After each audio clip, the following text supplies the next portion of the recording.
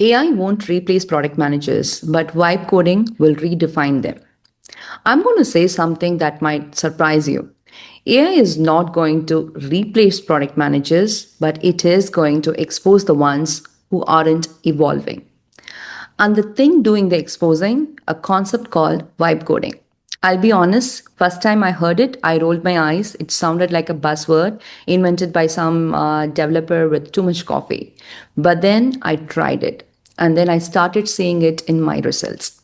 My adoption numbers went up. I was solving customer problems with more precision. Almost everything I shipped was landing. And once I understood why, I couldn't unsay it. So, in the next 10 minutes, I want to share exactly what shifted for me and what it means for you if you are a product manager right now.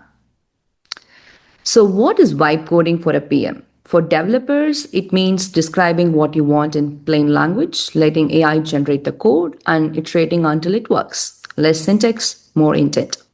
But for us, it's something different and honestly more powerful.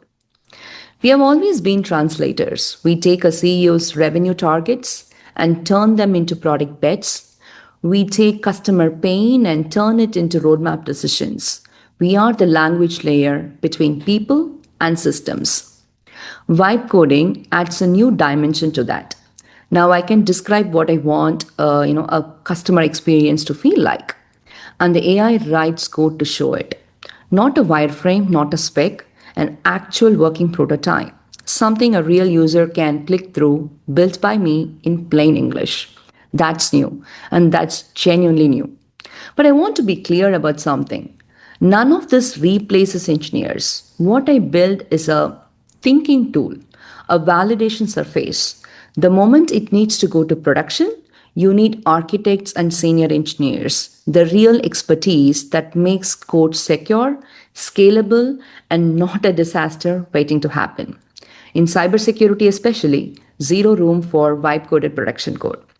The prototype gets you the right answer faster, the engineering team builds it the right way. There are three things that will separate AI PMs. Number one is context, your new competitive moat. Every PM now has access to the same AI tools, same Claude, same Copilot. What you don't all have is the same depth of context. Here's what I mean. You can prompt AI to write a threat detection feature brief, but if you don't know why a CISO cares about mean time to detect versus mean time to respond, if you don't understand your customer's compliance pressure right now, the output is a beautiful sounding garbage. The quality of your AI input is directly proportional to the quality of your context. Your context is your prompt engineering. The PMs who have invested in deep domain knowledge, real customer relationships, genuine ecosystem understanding, they are going to generate better AI output than someone who half knows the space. And here's the move I'm making basically. I stopped treating AI as a standalone prompt box and started piping the right context into it very systematically. Your CRM data, support tickets, usage analytics, competitive signals, all of that can flow into your AI workflows. The PMs who figure out how to orchestrate all of that and not just their own mental model are going to operate at a level that feels totally unfair. Context is built slowly through customer calls, domain immersion, the boring white papers that nobody else reads, and that is your moat. Don't outsource it. And number two is speed, but the right kind. I want to push back on something before we talk about speed. That is a version of, AI makes you faster. That is actually making PMs worse. Faster at generating documents that nobody reads, faster at roadmaps not grounded in real signal, faster at filling backlogs with features that feel strategic but aren't. That's not speed, that's noise at scale. The right kind of speed is compressing the gap between insight and decision. So, using AI for the analytical heavy lifting like competitive scans, pattern recognition across interviews, drafting PRDs that you then pressure test.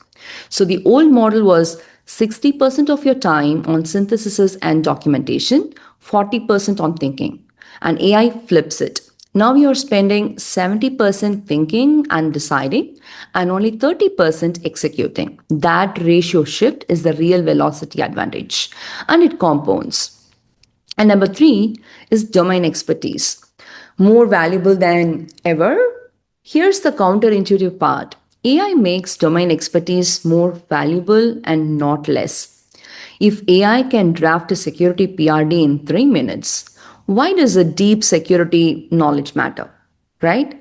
Because the AI needs someone who knows when it is wrong.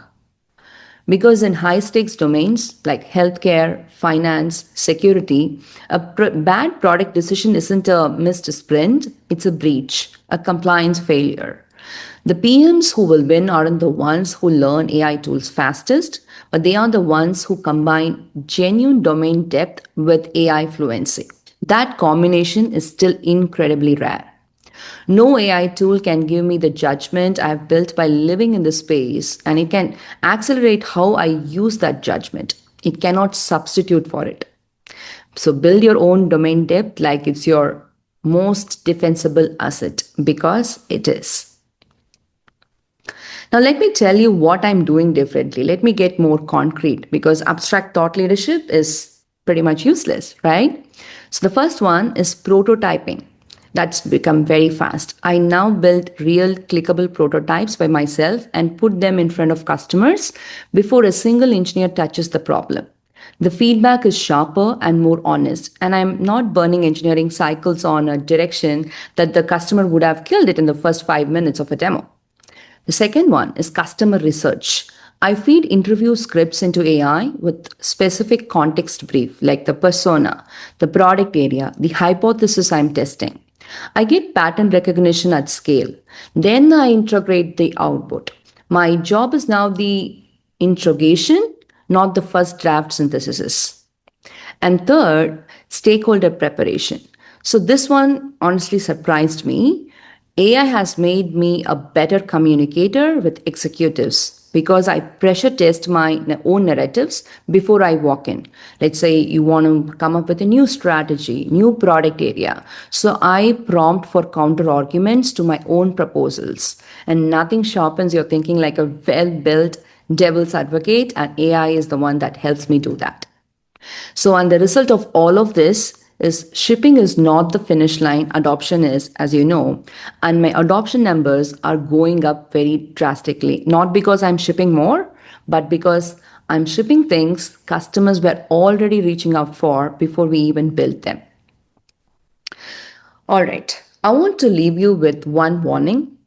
The biggest risk in the vibe coding era isn't irrelevance, it's shallow confidence.